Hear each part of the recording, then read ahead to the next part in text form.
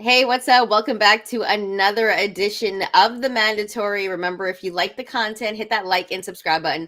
Also, follow us on our social media channels. We're at The Mandatory TKO.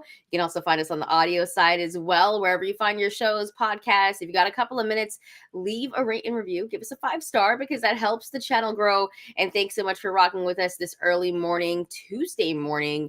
We do appreciate you for rocking with us. And remember, this is an interactive show, so please drop your comments because we will be getting to all of your comments. And it's a jam-packed show on this Tuesday because, Bryan, we got a couple of fights this weekend, some big ones, some nerdy fights. If you're a boxing nerd, you might enjoy it. A casual fan, maybe not so much. But there's also a bunch of boxing news, and I feel like the last week has been a little bit crazy.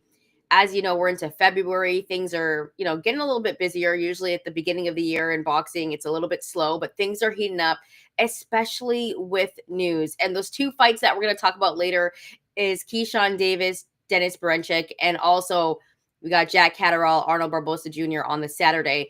But before we get into all of that, Bryan, man, has this been like one of the craziest weeks in news and boxing for a while that you can remember, with so much back and forth, what's real, what isn't real, things being called off? Like, is this just been a crazy week or what? You know what it is because Ring Magazine basically controls the sport now and the people behind it. They tweet out every rumor and every single scintilla of what could be potential news. So it's like we're getting updates from that end because they feel the need to excessively update things, even when they're not official, even when they're just talks. And then we also get, in this case, Jake Paul, who is campaigning for himself, and he's going to provide updates as well. So I feel like there's like a little bit of just noise in that, like excess noise.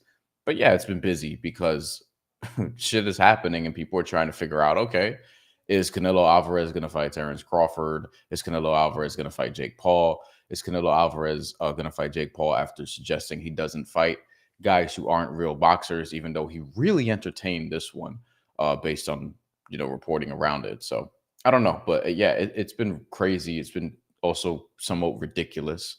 Um, but I mean, boxing is boxing. Like, this sport is nuts, and people who follow this sport know that. And it's just been crazy. And, you go back to last week, Brian and I did a show, and about 24 hours later, that show didn't matter because this is what kind of happened. It's kind of the craziest thing that could happen within a span of like 4 or 5 days, whatever you may want to call it. But there were reports that Canelo and Bud Crawford were on for September. And there were reports that Jake Paul and Canelo would be fighting before Bud and Canelo. Then you hear that Canelo and Bud has been called off, but that he would still be fighting Jake Paul. So you're like, okay, he's going to be fighting Jake Paul. And then that gets called off. And it turns out Canelo Alvarez signs a 4-fight deal with Riyadh season. And it turns out Canelo will be fighting William Skull Cinco de Mayo weekend. But Bud and Canelo is still back on. And with that being said, Jake Paul hates all of that. Bryan, a little bit confusing, but that's literally what happened this past week. Like, that was our week, and we had recorded a show, and I was like, man, Canelo and Bud are off. Like, we did a whole segment on it. And we're doing it again because it's for real this time, right? Canelo's got a 4-fight deal, and I think 3 of them he's supposed to fight in Saudi Arabia, which is just, I mean, like, okay, all right. The first one's against William Skull because, William Skull now has the IBF because Canelo gave it up before because he didn't want to fight him before. Now that he has his money because Canelo, just moved by the money. Are we doing predictions tonight? Ryan Hong asks. Yeah, we're gonna do predictions. Also, just a heads up, it was reported that the Canelo Riyadh season deal is like 350 M's. Like a ridiculous amount. But like I think that's Oh, probably this one of the kid. most I think that's one of the most interesting factors of the deal is 3 out of the 4 are in Saudi. That's what the money's for. Yeah. And that's unfortunate, but at least, I mean, if we're going to go by the rumors that were earlier in the week, last week, Bud and Canelo should be in the States. That's what it was reported. There were talks about like Dallas, there were talks about Vegas, Mhm. but it sounds like it is going to be in the States where it should be. But yeah, 3 out of those 4 fights in Saudi, and I think that's really important. Like, Yeah. that I feel like people are focusing more on, we're getting these fights, but at the same time, we're not getting them in North America. And I think that's an issue. That's an issue that nobody's talking about yet. Like, all these big fights are in Saudi, and I don't know if people are more just excited that we're getting the fights, which is cool, but I think atmosphere is huge. I think the fact that you can go to Vegas, the fact that you can go to New York, the fact that, it's a little bit closer than going to the UK, obviously. But these fights aren't even happening in the UK. Like, they're happening in Saudi.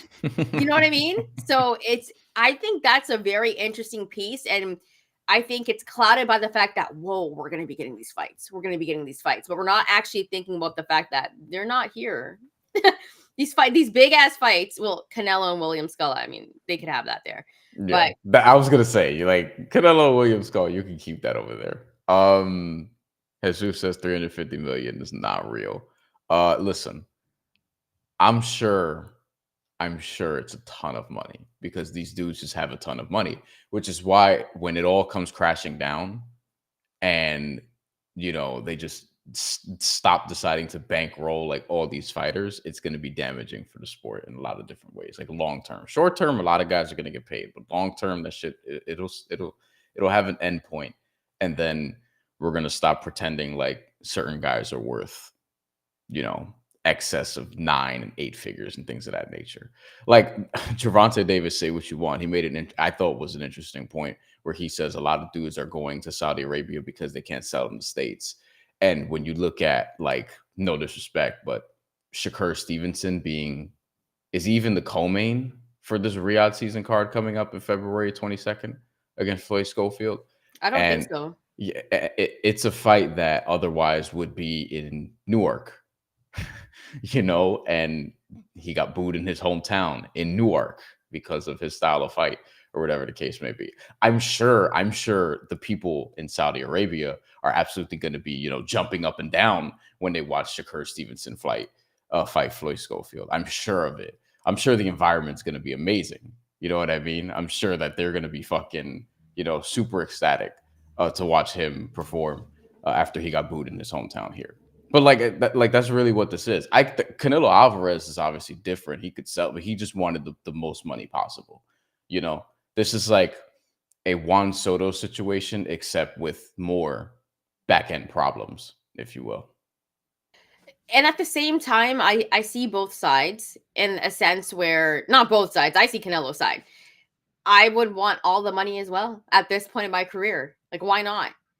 And if it was a number that Canelo thought was fair to him and he was going to get the bag, I mean, I can't be mad at that. The only thing I can kind of be mad at as a boxing fan is these fights are in Saudi. But like I mentioned, it kind of brings a little bit of cachet, more cachet, because the Bud Canelo fight is going to be the biggest fight of the year.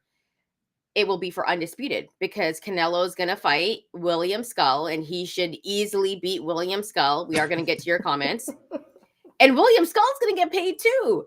Like, he just got a big payday going to Saudi as well. So props to him, right? He's going to get a big payday. But that sets up a massive fight in September. Arguably one of the biggest fights of this generation, this era. Bud and Canelo for undisputed. And that's why they're setting it up like this. And that's also why we mentioned Jake Paul, that Jake Paul is in the setup for Bud and Canelo. It makes it so much more interesting. And I don't think all undisputeds are the same. Right? But this one will have the cachet of the promotion of Canelo Bud Crawford for undisputed. And all the casual fans are going to be like on this fight. So I think it sets it up in that way. And that's kind of the good part about it. But Bryan, now that we know that we are going to get this fight, like, things still have to be signed and stuff, but it looks like this is going to happen. I want to also mention something else because we've talked about this. We've talked about what weight class this is going to be. Mr. Terence Crawford stepped on the scale the other day, and it looked like he was 186 pounds. Mm-hmm. I don't think he cares about what weight class he's going to fight in. But Somebody joked that Bo Mac just put his toe on the scale. oh my god, not Bomax toe. Oh my god, that's actually a good joke. Whoever said that, that's a hilarious joke. But 186 pounds, like Bud is probably looking big. I'm really curious to know what weight class this is going to be. But your thoughts on? It's 168. It's happening at 168. Yeah, I'm telling you, like there's Terence Crawford is gonna go straight up. There's gonna be no catch weight. Like it's he's just gonna do it. He's not. I'm not gonna say crazy enough, but like just he has the self belief to be able to be like, all right, I'm gonna just go from 154 to 168. I think Terence Crawford, as confident as he is in himself, like he would entertain going up even further than that in the future. Like I don't think he cares. I think he legitimately thinks he can move up to Canelo Alvarez's weight and beat Canelo Alvarez. Which, if Canelo Alvarez has another decision victory against William Skull, who I think Cuban fighters could often be overlooked and underrated because of the style that they bring forth. It's not always like the most aesthetically pleasing, but if you look at William Skull's actual boxing and his resume, like I don't even think he's the best Cuban in this weight class. Like we've talked about Osles Iglesias, for example, yeah. who knocked out Evgeny Shvedenko, who William Skull beat by decision, and it was not a super entertaining fight. He just doesn't have like the resume of somebody who's like, oh yeah, I think they can give Canelo Alvarez a challenge. He And was fighting name like 8 wise, round fights. Like he hasn't. yeah, I gotta check his resume, but has he fought a 10 round? I mean, a 12 round bout? yeah, because he has a title, but that's Yeah, it. Like it's that he fight and was like fighting. He was fighting like 8 round bouts like 2 years ago, no, though. yeah, like no, last year. Yeah, Within the last year, like he won an 8 round fight against Sean Hemphill. But he, it's he terrible. won his title in Germany because I think he may have defected to Germany. A lot of Um, his fights are in Germany, though, from what I remember seeing off his record. I yeah, mean, he's and 23 and there 0. have been some Cubans who like have defected all the way to different parts of Europe also, and he lives in Germany from what I understand. He beat Vladimir Shishkin. This was in October. I remember we may have touched on this. We may not have talked about it up here, but that was a close fight. It wasn't a fight that a lot of people cared about, and he ended up winning what was the vacant IBF super middleweight championship. And other than that, I mean, there's a few 12-round fights here, but this like for IBO regional titles and not even the world title, just like the international super middleweight title for the IBO. So not the WBO, not the WBC, not the IBF. And like other than that, for the most part, yeah, it was mostly 8-round fights, a couple 10-rounders and a couple 12-rounders, but mostly 8-round fights for a long time. And now he's gonna get this Canelo Alvarez fight. And 3 fights ago, he beat someone who was 23, 18, and 3. And the fight before that, 26, 25, and 3. So that's sandwiched in between, Sean Hemphill, who's that? A lot of people would look at that and be like, who the fuck is that? And then Evgeny Shvedenko, who I mentioned, who was undefeated at the time. And a lot of people would look at me and say, who's that also? So there's not a single name on his resume that would get the standard boxing fan excited to see him fight Canelo Alvarez. In fact, I would go as far as to say, in terms of just name cachet, name recognition, intrigue, one, the rumored Jake Paul fight would have been much more captivating for a lot more people. And I think there are even some diehard boxing fans who would have rather seen that than see Canelo fight William Skull. And two, William Skull probably has the least amount of cachet and name recognition and substance, if you will, for somebody who's fighting Canelo Alvarez than Avni Yildirim when he took that Stay Busy fight during the pandemic in 2021. So, I mean, that's kind of what we're looking at here. No Well, disrespect. I think for William Skull, we know that he doesn't have a big name. We know that he doesn't have the names on the resume. And you mentioned Jake Paul. I think that fight could arguably be even more massive than Canelo and Bud. And not in the sense of like, I just mean the Jake Paul and everything that he brings to it. And you're getting a bunch of fans that transcend the sport and everything like that. It's just as big. and it could arguably, you could argue it could possibly be bigger considering what Jake Paul has done as of late. But like I said, the whole reason of fighting William Skull is so Bud and Canelo can be undisputed. That's the only reason why it's being set up like that. So when it comes to September, then there's the cachet of, yo, this is an undisputed fight. And I think we saw Bud tweet out, like, I can't wait to be like 3-time undisputed champion, like in a 3-time, 3-time undisputed world champion in 3 different weight classes, right? Like there is cachet to that. So I think that's what the pull-in will be. And I can just already see all the promotions for this. Like I can already see it. So, I mean, here's the thing though, like let's get on to the Jake Paul part, because I think, Brian, there's a chance that fight could still happen. Like, because if this is a 4-deal fight, there's still a chance that it could possibly happen, because what if Canelo decides to fight Jake Paul after? Maybe. Because it's a huge fight. Like there would be a lot of money on the table, and I don't know why Canelo would want to leave that money on the table. And we know Jake Paul is just down to do it. So I think, do you think there's a chance this could still happen? I think there's still going to be social media back and forth. It may not happen before Bud, but it could happen after. I think in the midst of this contract, it won't, because Turk and Jake Paul, I mean, you want to talk about, they don't like each other. They don't like each other. Which is real interesting, because I would say that there's a lot of people who don't like both of them.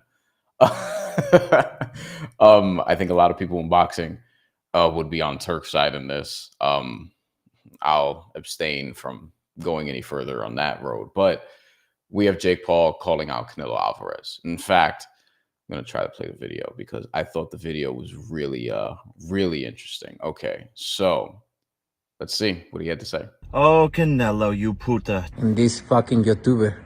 I just fight real fighters. Time to expose them. So we had a signed contract to fight. Here you can see Canelo's signature and my signature to the right. Claiming he's not fighting YouTubers. Bullshit. Look at the poster. We were announcing Tuesday, February 11th. Claiming he fights real fighters, but he's fighting Crawford, a 135-pound fighter, and running from a real fighter like David Benavidez, you bitch. The truth is, you can be bought. You're a money-hungry squirrel chasing your next nut. The truth is, these sports-washing shady characters are paying you hundreds of millions of dollars to stop our fight from happening because they couldn't fathom the fact that they can't create a bigger fight than me and you. Al Heyman has made you hundreds of millions of dollars, and you turned your back on him for this check. Disloyal. And you were begging to do this fight on pay-per-view. But I have loyalty. Loyalty to Netflix, doing the biggest numbers. And you call me a YouTuber, but you've never had a boxing match as big as mine. Remember, you told my team that your daughter came home and asked if you were fighting Jake Paul? She was all excited. You said that was the first time your daughter's ever asked you about a fight. And you're screwing over all your Mexican fans by doing your fights in Saudi. It just shows what type of person you are. And I promise you one thing, Canelo.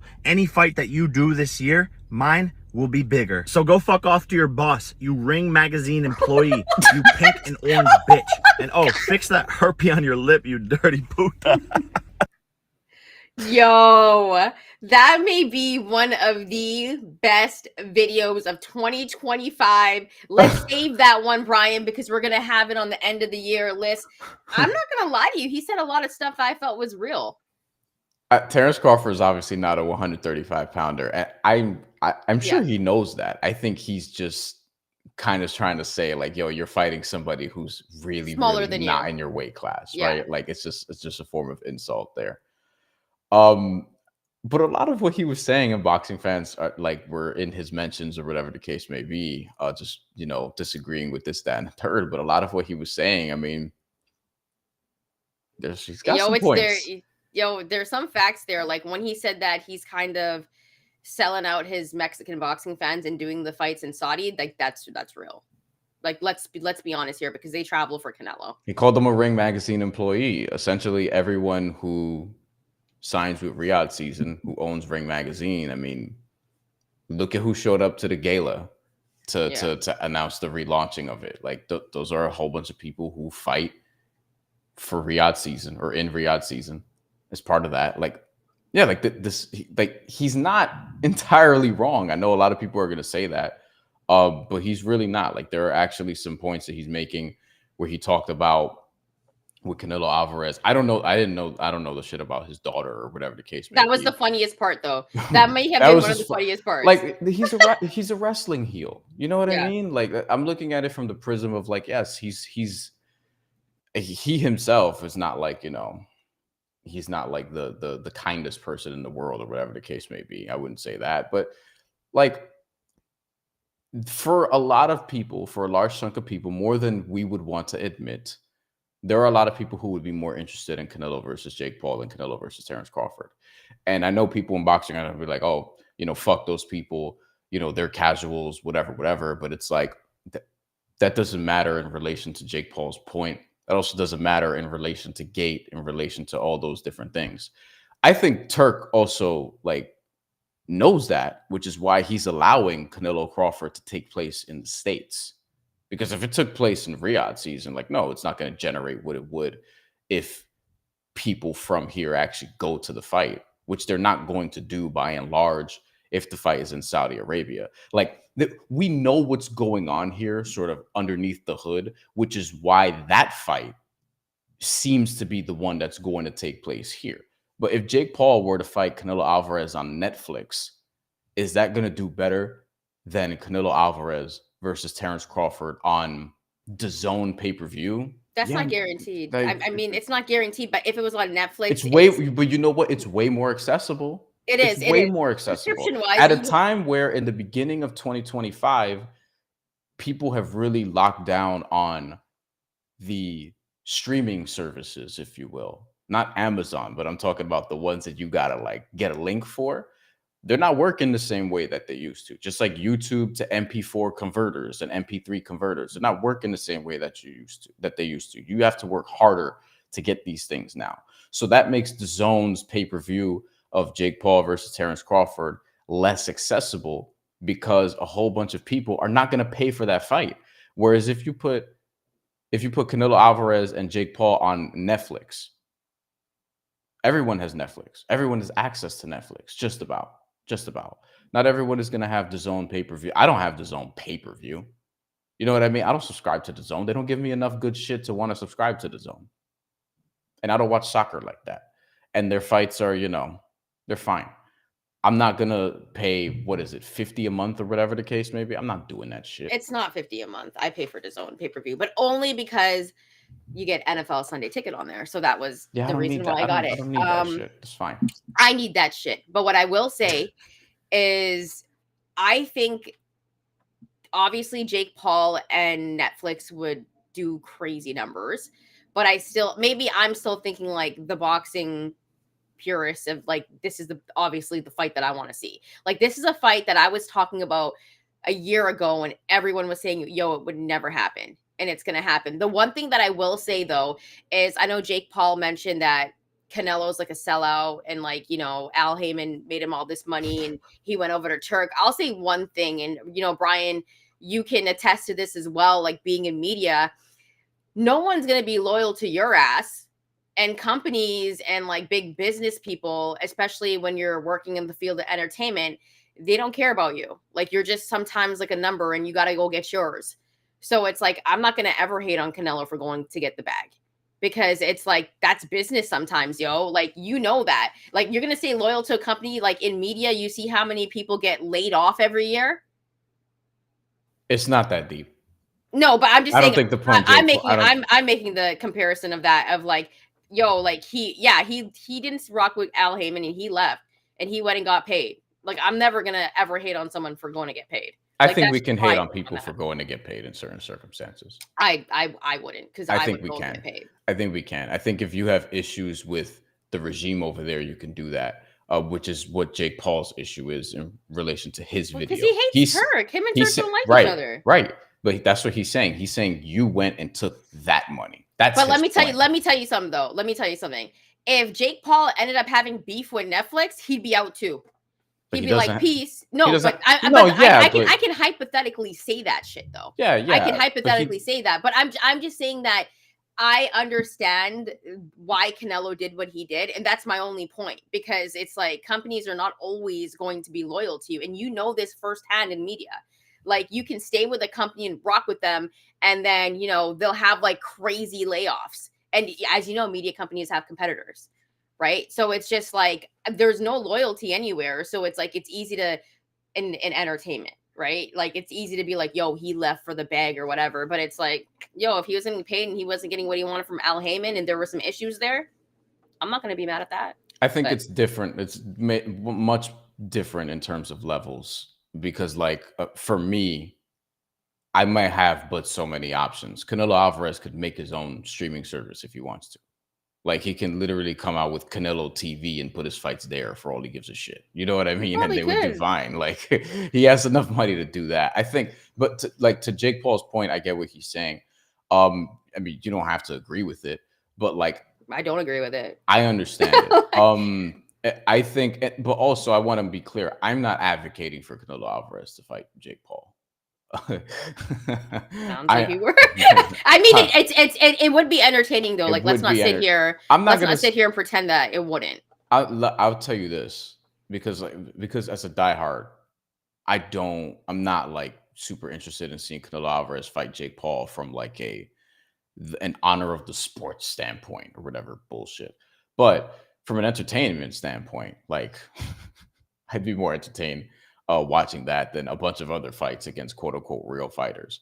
Like if Canelo Alvarez is fighting William Skull, which looks to be the case in May, if you tell me, hey, who would you rather watch, Canelo Alvarez versus William Skull or Canelo Alvarez versus Jake Paul? I'm like, him knocking out Jake Paul with a body shot is probably more interesting than him just outboxing William Skull, who's stylistically not as interesting and who nobody watching this has never heard William Skull talk. You may have never seen him fight. And the atmosphere for the Canelo Jake Paul fight would be a lot better because it's going to be at like Cowboy Stadium or in Vegas or somewhere else, like where people are going to be there to actually watch what's going to happen, not to be there to be paraded around. Like, look at all this money we have. You should vacation here because we have all these people with a lot of money who are considered royalty just surrounding the ring just to show you like, hey, we run shit here, but you can be okay if you wait. Brian, hold up. Let's also give away a car. Yeah, right. Let's stop all of this right now and give away a car. Right? Like just ridiculous stuff that happens. You know, like it's just to increase tourism. You know what I mean? Whereas the Jake Paul Canelo Alvarez fight, like they're going to have a lot of people who are going to be like, hey, I want to see Canelo Alvarez kick his ass. You know, like that's why I would be watching. That's why I'd be watching. I would like the back and forth. Like, don't get me wrong. I respect Jake Paul as a businessman. I really hated on him early on. I was like not down with the fights. I hated when we did post fight lives for any of his fights. But then I just like really respected the businessman that he became, and I love that video he did because it is very wrestling-y.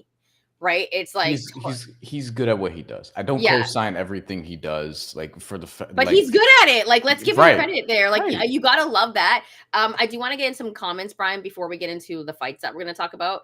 Obviously, our good friend Jesus says, "Who is Skull versus Fake Nello?" I think a lot of people are going to be saying that, right? Because it's not a fight that we really want. Also, Jesus says, 4 fights won't happen. That's a publicity stunt. Turk just wants Crawford to face Fake Nello. I also believe that there's some truth in that, Brian, because I feel like some of what happened this past week was like, you know how they try to negotiate in boxing? I feel like it just had to do with negotiations and who had the upper hand. And that's why there was so much lying going on. I think Turk even said that he was putting out fake information. I don't know if Turk is someone who's putting opt-outs in contracts. You know what I mean? Like that's the only thing. I'm not sure. He doesn't strike me as a dude that's going to give you the equivalent of a player option, quote unquote, or a team option here. You know what I mean? So yeah, I wonder what the contract would be. It'd be so scary to sign it. I would be like scared for my life to sign a deal with him, man. Like, could you imagine? And like, it would be like. Every contract, pro tip for someone who's signed a lot of contracts in their day, every contract is breakable. Every single one. You just got to figure out. But legal that's ways the to go thing. about Is that. the contract with him breakable, or can he die? Like, let's be serious. Like, do you die if you break the contract? Like, I would be like shaking. Jokes, but by the way, jokes. Just in case anyone sees this, jokes. I mean, well, never mind. Not gonna say it. Let's get Next into some more comment. comments before Brian and I are not here next time. Yeah. We'll get to our good friend Adam Hurley, who's joining the show this morning. Canelo ducking Jake Paul now, shaking my head. Yeah, I mean, it's crazy, but He might be being sarcastic. of course. He also says, I just think it's kind of funny the way Paul ducked Dubois, but he wants to fight Canelo. Interesting. Would you want to see that fight? Jake Paul Dubois? No. No, absolutely not. That one, I mean, like Jake Paul fighting a real boxer his size, like that, he might legitimately wind up in the hospital for a long time. Which some people would like. A lot of people would like, probably. No, Canelo Alvarez versus him is more interesting. If he beats Canelo Alvarez, which he won't, but if he beats Canelo Alvarez, then he can fight Daniel Dubois after. He will not beat Canelo Alvarez, though. I don't care how old Canelo Alvarez is, honestly. He's not beating Canelo, but you know what's crazy is the fact that Jake Paul's could possibly get a fight with Canelo Alvarez. Yeah. Like, that's insane if you think about where Jake Paul came from. Like, and that blows my mind. And that's how good of a businessman he is, dude. Like, it's insane. Brian, I want to add, this is my final thought, because you were about to ask me. Yes. With Jake Paul, I'll say this. I think he does need something like this, because I've been saying, and I want to be consistent, I've been saying, like, the reason the Mike Tyson fight did so well is because of Mike Tyson and the intrigue of, can Mike Tyson knock out Jake Paul? Because if Jake Paul's going to fight Mike Perry, Andre August, no one's going to care. Nate Diaz, people will care, but to a point, because Nate Diaz is also smaller and all those different things. I think if Jake Paul needs something, like, he knows that for his next fight, that it's going to, if you're going to spark intrigue, he needs to fight either a really good actual pro boxer or somebody adjacent to that. Like, I don't know, even if he fought Roy Jones Jr., for example, that it would do terribly well after the Mike Tyson experience, right? I think because Carl Froch, I think, has been calling out, or has called out, Jake Paul before. And he was pissed off because I think Ariel Helwani said something to the effect of, like, listen, a lot of people in the States wouldn't know who Carl Froch is if they fought. No, it wouldn't perform that well. And no disrespect to Carl Froch, but, like, unless that fight's happening in the UK, like, you can kind of keep it. So I don't know what Jake Paul's next opponent is going to look like. It may just be like another ho-hum type of thing. He'll probably fight like a pro boxer who's got this super padded record, so he could just be like, hey, I knocked out another pro boxer. And I think he's legitimately trying to angle and promote himself in a way that eventually gets him to a cruiserweight championship shot. And God bless him if that's the case, but okay. Like, he's 11-1 with 7 knockouts. He's been doing this for a while at this point. But I do think he, quote unquote, needs the Canelo Alvarez fight for intrigue. I don't think Canelo Alvarez needs it as much. Unless Canelo Alvarez is going to fight like William Skull 4 times, I think, he'll be fine. Like, that's not going to happen. We know all roads lead to Canelo versus Crawford. So I don't think Canelo Alvarez needs Jake Paul in the same way Jake Paul may need Canelo, which is part of why the video is also the video. So, yeah, I don't think Canelo needs Jake Paul at all, but I think if he wanted to make more bread, yeah, that's a good way to do it. That's the thing, though. He might make more fighting Jake Paul than he might for Terence Crawford. I mean, very true. With Turk, that might not be true, but you never know how much bread they could make off that. They could generate a lot. Like, it could be a crazy amount of money. So that's the only thing I will say about that. Drop your comments below. Let us know if you're happy that Bud and Canelo is back on. If you feel like Jake Paul and Canelo would be bigger, and how you feel about Canelo fighting 3 out of his 4 fights that he signed with Riyadh Season in Saudi. Drop your comments below. Also, if you like the content, hit that like and subscribe button. Brian, we got to get to some real fights that are happening, not news, because there's some fights going down. This one in your stomping grounds, Keyshawn Davis, Dennis Berinchyk. This fight is going down in New York. Dennis Berinchyk, he holds the title and he is a plus 450 straight up on the money line. Keyshawn Davis, a minus 650. I looked at another prominent sports book and he was a minus 750. Bryan, I feel like this line is extremely disrespectful. Do you feel like it's going to be that easy for Keyshawn Davis to beat Dennis Berinchyk? It shouldn't be. If it is, then Keyshawn Davis is really every bit as good as he's said, every bit as good as Top Rank has been telling us and promoting to us. I think this line is it's kind of wild, like wildly disrespectful to Dennis Berinchyk. But I mean, listen, if Keyshawn Davis is going to just go in there and knock him out by the 8th round, then in hindsight, it will have been a line that makes sense. I will be at the press conference for this. We'll see how that goes, because boxing media events, very, very much not like they used to be. Not to sound like an old man, because I'm barely 30, but I mean, yeah, it's gonna be interesting. Dennis Berinchyk, Keyshawn Davis. I think this is a very good fight. I think it's a better fight than the odds would indicate. I think it's a closer fight than the odds would indicate. I think the card is interesting, which we can get into a little bit. We should get into a little bit, because there are a lot of interesting names on this card who people care about, who boxing fans care about at least. Dennis Berinchyk is good. Like, he beat Emmanuel Navarrete. It was a split decision, but I thought it was actually a little bit more convincing than that. I didn't see where Navarrete could have won the fight. I think a draw would have been okay, not unreasonable. I was kind of feeling like, okay, a draw makes sense. And then when I rewatched it, because I rewatched it not that long ago to get ready for this fight, I was like, oh no, Dennis Berinchyk, like he might have won 8 rounds of the 4. Emmanuel Navarrete was not on his A game. Now, we haven't seen him since May, but Dennis Berinchyk wins that fight. They also have a common opponent, Anthony Yiggett. And look, he's got a decent resume. Like, he's just being super overlooked because he's a champion. He's not American. And he just doesn't have, like, this finishing ability, if you will. Like, he doesn't really stop dudes in that way. So I think people are just sleeping on him. But while Keyshawn Davis is really good, I think he's going to have a tougher fight here. And if he doesn't, which I'm open to being wrong, I always am. If he doesn't have a tougher fight here, then, hats off to him. Then he's really next at 135. But I do think Keyshawn Davis wins this fight. I just think he's going to have to work a little bit harder than some people may suggest. Are you thinking that he gets the knockout in this fight? No, I think this is a Keyshawn Davis decision to me. I'd be surprised if this is a knockout. Like, he's super well rounded.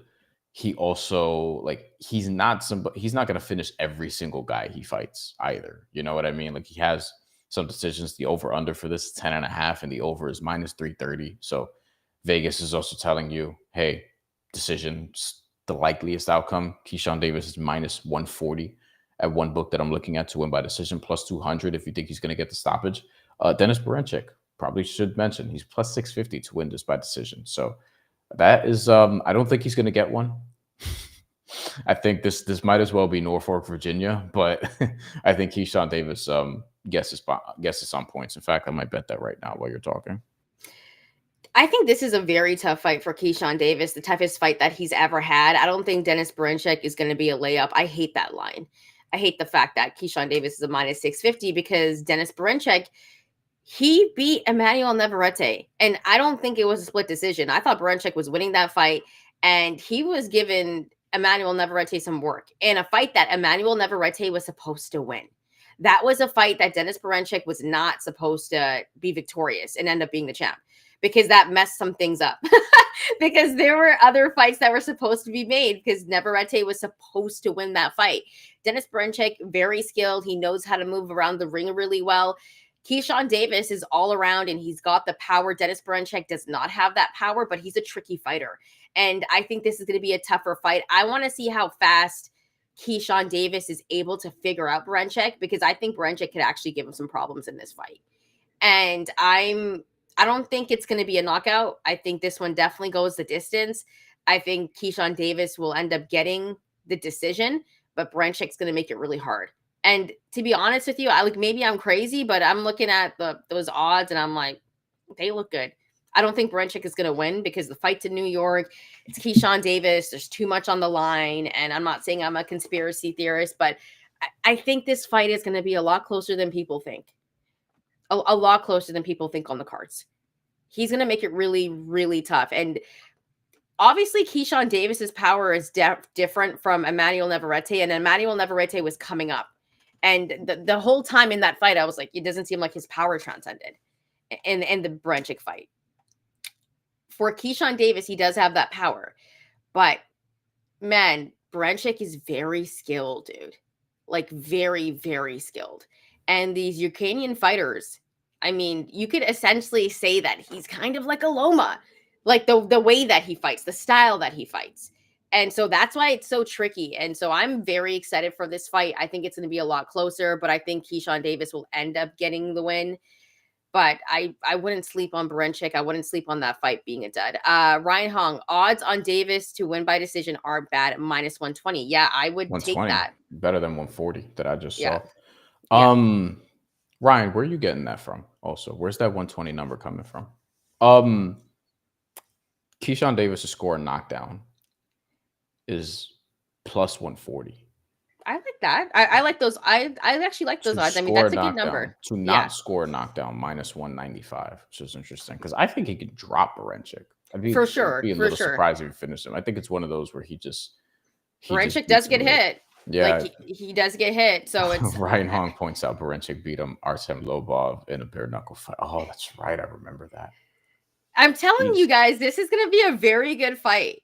And this is a tough fight for Keyshawn. And honestly, if Keyshawn is able to, if Keyshawn knocks him out or he figures him out and then just starts winning round after round, like we're going to have to take a look at Keyshawn Davis a little bit closer because then he would for sure be that dude. You know what? We got to, Brian, get to the card because there's some names on this card, you guys. There's so many names on here. You got Xander Zayas. Yeah, if we could, this could be the de facto A count today because we didn't actually decide to make it A count. Dude, there's so many. Abdullah Mason's on this card. Hold on. Rohan Polanco is on this card, who I'm a big fan of. Let me pull this up. Okay. Jared Anderson is on this card. Tiger Johnson is on this card. Nico Ali Walsh is on this card. This card is crazy. Give us more Friday night cards like this because I want to watch this whole thing. I won't be able to because I'll be working, unfortunately. But yeah, no post fight live show. This is a fight that I want to see. Like this is a card that's stacked with so much talent. Brian, you're taking a look at that card, and obviously you're going to be excited for Xander Zayas. But who else are you excited to watch on here? I'm at least curious about everybody. I'm going to be at the presser. I won't be at the fight because I'll be working, but I'll be able to watch it where I'm working. Dennis Berinchyk, Keyshawn Davis, obviously, is a very good main event. Xander Zayas is getting tested against Slava Spomer, who is from Kyrgyzstan, currently living in Germany, 20-0 with 11 knockouts. Doesn't have an amazing resume, but I think that, it's this next level for Xander Zayas. It's like, all right, now can you beat somebody who's undefeated, who is competitive? Can you put him away potentially? All these different things. They're gearing up Xander Zayas for the title shot because he's already highly ranked by multiple organizations in this division. I think he's going to get a title shot at 154 by the end of this year. At the very latest, early next year. They're gearing him up. He's 20-0 already. He's still very young, but he's going to get that shot soon. Could even be the fight after this, but I think he might have a Puerto Rican Day parade that eve. He probably has one more fight there that may even be an eliminator or something. And then they get him a title shot later in the year. That's how I think they're going to do it. That's my prediction. Jared Anderson's return. I mean, it's interesting. He's fighting a dude, obviously, who has power. Greek heavyweight, Marios Kolias, who has a few losses, who has been knocked out before, but that was his very first pro fight.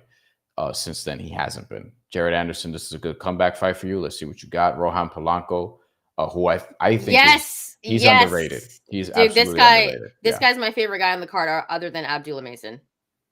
More than Xander Zayas? Yeah, I love Abdullah Mason. How dare I you? love Polanco. How dare you? But hey, I'm just saying, okay, More because than Keyshawn I can Davis? I no, like because I don't even feel like Xander Zayas is like really a prospect now. Oh, prospect. Okay, Do okay. you know what I mean? Like he's Yeah, not really yeah. a prospect, dude. Like No, the he's a guy's about contender to take now. off to he's about Yeah. to take off to stardom. Like this is different. He's next up. So I don't even put him in that category of like the young guys that I'm excited for. But Rohan Polanco, yes, thank Yeah. you. Like sign me up. I want to watch him fight. And I love Abdullah Mason. So Fighting Giancarlos Torres, who is I believe he's Puerto Rican, 22-1, 17 knockouts, and Rohan Polanco is undefeated. And looks good, listen, dude. last time I saw, because I saw him on the Sandy Ryan Michaela Mayer undercard. That was the day Julius Randle got traded, but I was still around when when that fight happened, and he looked impressive. He got an impressive stoppage, and I think at welterweight, like he's somebody you got to watch out for. Vito Milnicki Jr. is fighting Connor Coyle. That is interesting because Connor Coyle could actually low key upset him. Vito Milnicki's last performance was was underwhelming, is what I would say. It was meh. I would say it was that. Yeah, his last performance was underwhelming, so he needs a good one here. Actually, I think Xander Zayas is going to fight probably Vito Milnicki Jr. next. I think that's what they want to gear up. You've towards. been saying that for like a year now, where you're Because like they should fight. They signed him at the press conference where they introduced him, like they were already teasing this fight, and it's like, all right, then just do it. But they want to build up Vito Milnicki Jr. to get a couple of wins, I suppose, and then then they actually make the fight happen. But yeah, that's what you do in June. And honestly, that can main event the theater. It's theater. You can do Xander Zayas, Vito Milnicki Jr., Puerto Rican Day Parade weekend, and Xander Zayas wins and then gets a title shot. You could do that. That's totally acceptable. Abdullah Mason, this is the first fight that he's had since he got knocked down twice, as you mentioned. Tiger Johnson, Nico Ali Walsh, who I'm becoming less and less interested in. And I just got to be honest. It's like Nico Ali Walsh. Like he seems like an awesome dude. And I think he's gonna win this fight, but I think we gotta relax a little bit. Juan Mita is making his debut, also Puerto Rican Olympian, the son of Juan. I cannot believe this dude has a son who's already fighting. But the site of the site of we have Juanma Lopez de Jesus, who is a Olympian who fought, I forget at what weight class, but it was one of the super lighter weight classes in the Olympics last year, who looked very impressive against somebody who already had pro experience, already had like a high level degree of amateur experience, international experience. And this dude, who was 18 at the time, is 19 years old now. He's going to be making his debut. And I'm very excited to see what Juan Mita could do, because I was impressed with him in the Olympics, and I've seen him also fight. He's the son of Juan Manuel Lopez. So for people who remember, champion back in the day. And that's going to be very exciting. I want to see how he's pushed, because I think he could actually be really, really good. He's going to fight at super flyweight division to start his career. So we'll see how that goes. All right, guys, drop your comments. Let us know who you're going to be taking for Keyshawn Davis, Dennis Berinchyk. Also, if you're excited for the undercard, let us know what fight or fighter that you are most excited for. Adam Hurley dropped a comment. He said Xander Zayas should fight Fernando Vargas Jr. Vargas Jr. undefeated with tons of KOs. As you know, Brian, I'm a big fan of the Vargas family. And if this was to happen, I think you know what way I'd be going. This would be a great fight, by the way. Yeah. Adam, great matchmaking there. I think this is a fight you kind of like, you milk a little bit. You gotta wait till they get bigger, dude. It's like it's gonna happen. They're gonna fight each other eventually, and this could be like a massive, massive fight one day. Yeah, and Fernando Vargas Jr., they're kind of slow playing his development. He's 28. He's still fighting 8-rounders. I feel like he's gonna have to go like very soon. But he has to get ranked higher. And I think this is a fight in, let's say, 2-3 years, if Xander has a title, because he would get to the title first, just based on how they're both being developed.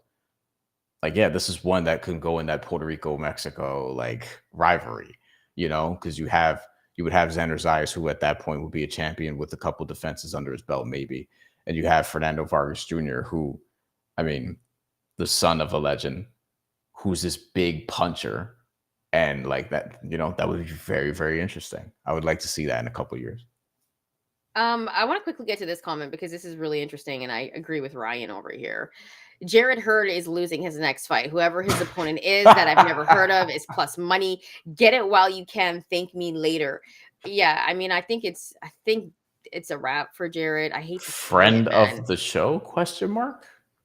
Yeah, because he was on our show. He was like Yeah. one of our very, very first interviews, and let me tell y'all, it was a lot of technical difficulties. As for it that always one. is with these boxers, because they're used to just hopping on shitty Zoom quality interviews and just like going on their phones and shit. When we're like, yo, we have a little bit of a more advanced setup here. So you need good Wi-Fi and preferably a laptop, which is why we loved Richard Torres Jr. because we had him on. He had a computer. He was ready.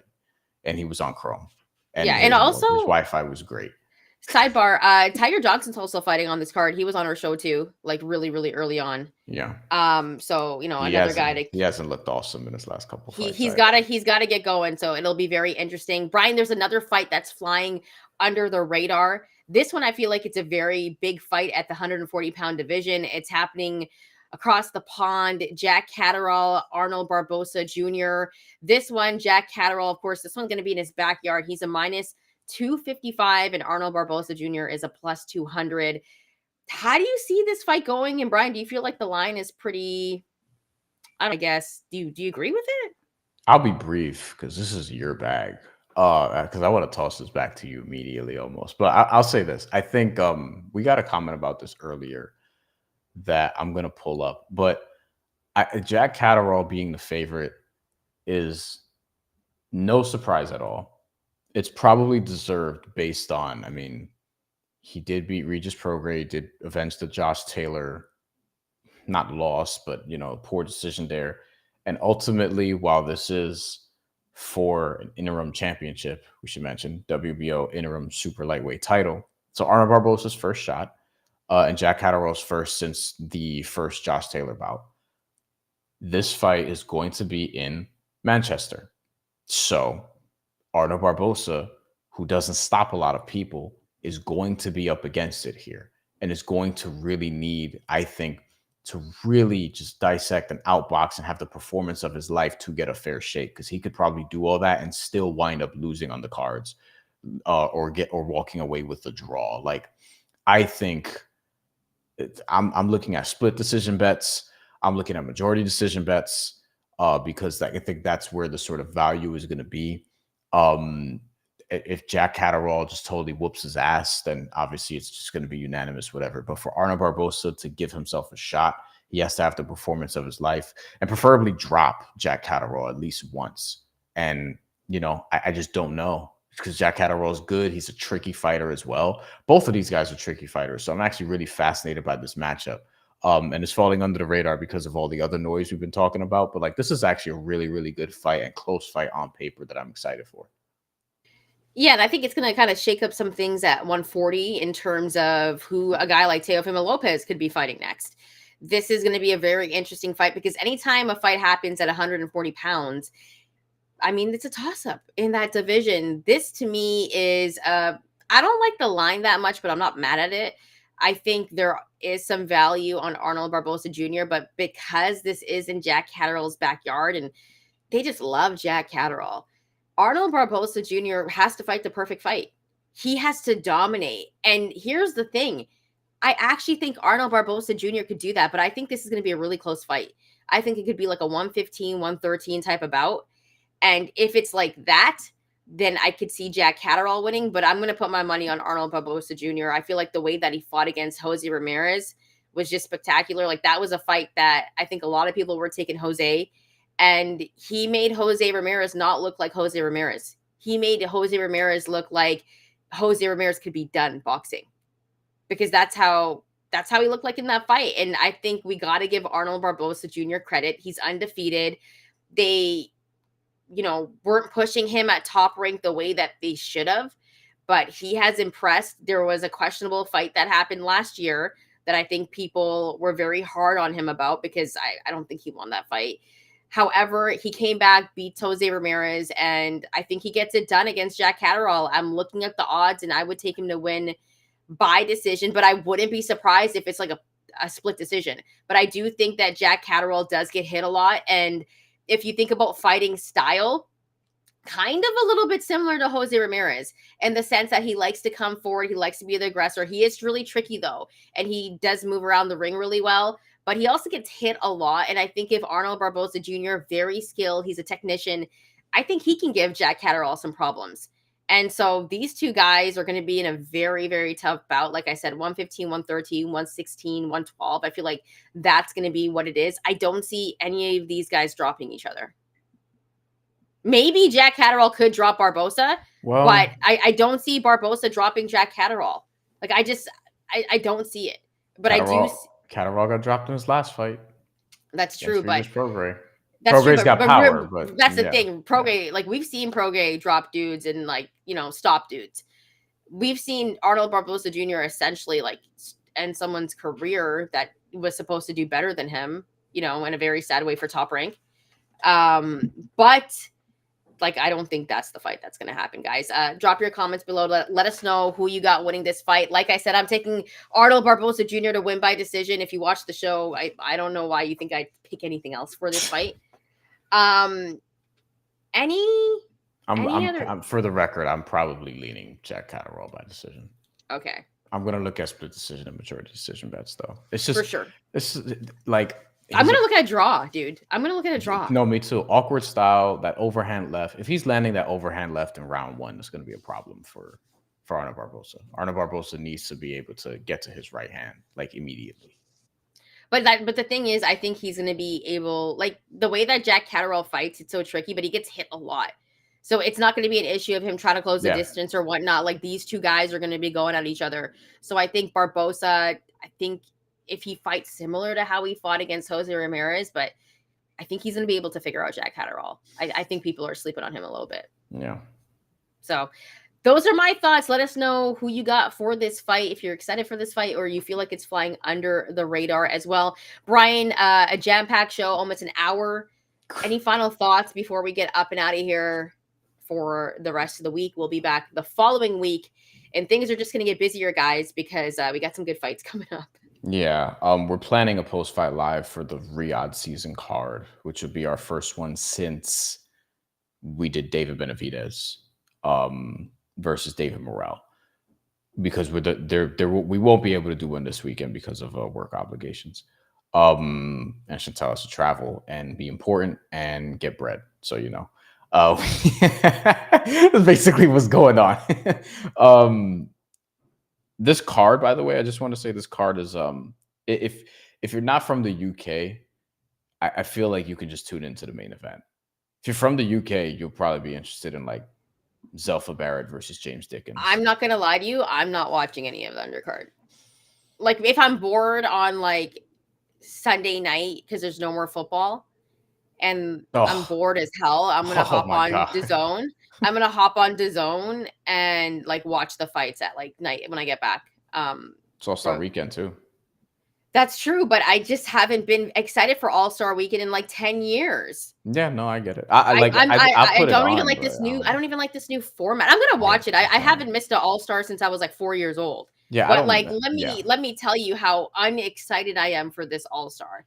And if it's gonna be terrible, like I'm gonna like be bashing it on my Twitter, like how I have the last 5 years. And the new format is trash. Are you excited for the new format? No, I'm not excited for the format. It's terrible. Just go back. I'm not excited for the dunk contest. I'm not excited for the Rising Stars Challenge, which I'm part of me still calls it the rookie sophomore game, which is what I wish it was. They should do that. Like, why did they change that? I don't like what they're trying to do, but who knows? Maybe it works. I was skeptical of the Elam ending, and it ended up being great. I was only skeptical. I hate the Elam ending still. What? I hate the Elam ending. Yeah, I don't like it. I've never liked it. I understand how they implemented it, and I liked it because it was like the whole Kobe stuff. Great. However, I've never been a fan of the Elam ending. Never. And I know they do it a lot in international basketball. I'm just not a fan No, they do it in TBT. They do it in a basketball tournament. And there it works. It's also a different format, though. I think the one year that they did an All-Star worked. Only that specifically 1 for year. All-Star, yeah. Only that 1 year though, because then they did it again and it was trash. Man. Specifically for All-Star, I think it's fine. All You know right, what, we have a boxing show that we have to wrap up. Okay, sorry. Champy, Arizona Boxing, #1, Team Benavides, Team Ramos. Who do you have winning this fight, Champy? Arnold Barboza or Jack Catterall? I have a feeling I know what you're gonna say. I think Arnold Barboza could win this fight. It's just, man, Jack Catterall's a tricky dude. He's going into Jack Catterall's backyard though. That's the only thing. Like if it was on neutral, fair ground, I would still rock with Barboza, but I'm rocking with Barboza. I think he wins by decision, but it's in Jack Catterall's backyard. So if Arnold Barboza wins with the eyes, but he loses on the scorecards, I won't be surprised. That's all I'm gonna say. Mm-hmm. If you pick up what I'm dropping. Jack Catterall, you could argue he's undefeated. Yeah. You know what I mean? Like, that's true. Very true. He's such a weird career arc. Right now, I should mention this too before we go. Ryan, hold on. We got a comment from Ryan. Brian, before you leave, tell me all your bets for NBA. I need to send the farm. I'm too till right now. First of all, do not invest your money. Don't spend it all gambling. What show does he think this is? Give him the bets. I'm trying to think. Wait, are you talking about for All-Star Weekend, Ryan? Because that shit is a crapshoot. Like dunk contest, 3-point shootout. If you're talking about that, let me know, because I don't know if I could be too helpful. No, we talking about the games tonight. Although I do think Damian Lillard could win the 3-point shootout again. All right. Method of victory. Jack Catterall is -140 to win by decision, +490 to get the stoppage. A draw, which you mentioned, is +1500. Champy says he'll go with Barboza, but it's close. Okay, so you guys agree. I think it'll be very close. I just think they're going to give it to Catterall if it's close. Yeah. Arnold Barboza by decision is +290. I'm taking that. By knockout is +800. I'd be surprised if there's a knockout in this fight, but you just never know. Do they not have split decision? They don't seem to have split decision here yet. It'll come through like by Wednesday. Usually by Wednesday, they have all of the bets there. That's what at least I've seen on Prominent Sportsbook. The latest they'll have it is like Thursday night. For the big fights, they'll have it like sometimes like weeks in advance. DK. Jack Catterall by split decision +700, by majority decision +1400, by unanimous decision -110. I like that 700 split decision and that 1400 majority decision. I think those are both realistic. Arnold Barboza by split decisions +1100. That's all you right there. And then plus 2000 by majority decision, Arnold Barboza Jr. Majority decision, that one is like none of them give the fight to Catterall, so that's why I'm kind of like iffy on it. I feel like one of them. No, one of them's gonna give the fight to Catterall. There's a pre-made scorecard. Jack Catterall's winning this. Arnold Barboza has to win the other two to win the fight. They've already written out one of the scorecards. It's already on the judges' table. He just has to take it underneath the table. Ryan asked for tonight. He's like, I know you do this for Action Network. Stories too. I only have one bet tonight so far. I have Desmond Bain over 19.5 points against the Suns. I'm gonna take that. I have Desmond Bain. Put your money on Brian's bets, y'all. Any final thoughts, Brian, before we get up out of here? You know, I was doing all right yesterday. Let's get to a couple comments before we get out of here. Adam Hurley says, I hope Barboza robs his ass. I think he said Barboza. He thinks he's gonna win this fight too. Damn, we always get more people by the end of the show. Maybe we should start doing 2 hours. Joking. Jesus said, I mean, if y'all donate, if there's bread, if y'all donate enough, if you donate, we might do 24 hours straight. I'm not even joking. Jesus, Lucas' debut. What, you want a reaction to it? I thought it was fine.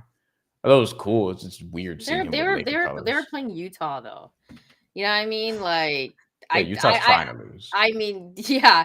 I was watching in the third quarter. I'm like, I'm gonna stop watching this now. I turned it off after Luka's first third quarter stint. I was like, all right, I'm good. I could put on. When they were up by 32, I was like, okay, I think I'm gonna chill now. Yeah, I don't think Jordan Clarkson's gonna drop 25 in this third. Yeah, you know. But fantasy implications. I got Austin Reeves. Okay, I have Clarkson. Great. That's why I was like, he had a decent game. You know what I mean? Anyways. Nerd. because we haven't put one of your comments up. Thank you for joining. As always, Barboza versus Catterall will be similar to Pitbull versus Fierro, but in the complete opposite way. I don't know why that made me so much, but I know what you mean. Instead of it being a brawl that's evenly matched, it's going to be like a tactical bout that's evenly matched. I could see that happening though. Me too. I could That's see what I could see it being boring. 1000%. I could see this being boring. Yeah. I could see that the first like 2 rounds are going to be like just a lot of feints. Be like, yo, are you going to go? Like, because they're going to want to counter each other, because at heart, at their cores, they're both counter punchers. So that's why I think Catterall is going to try to figure out ways to get to his overhand left and just immediately stepping back. Like, I don't think he's going to want to be in Barboza's range at all.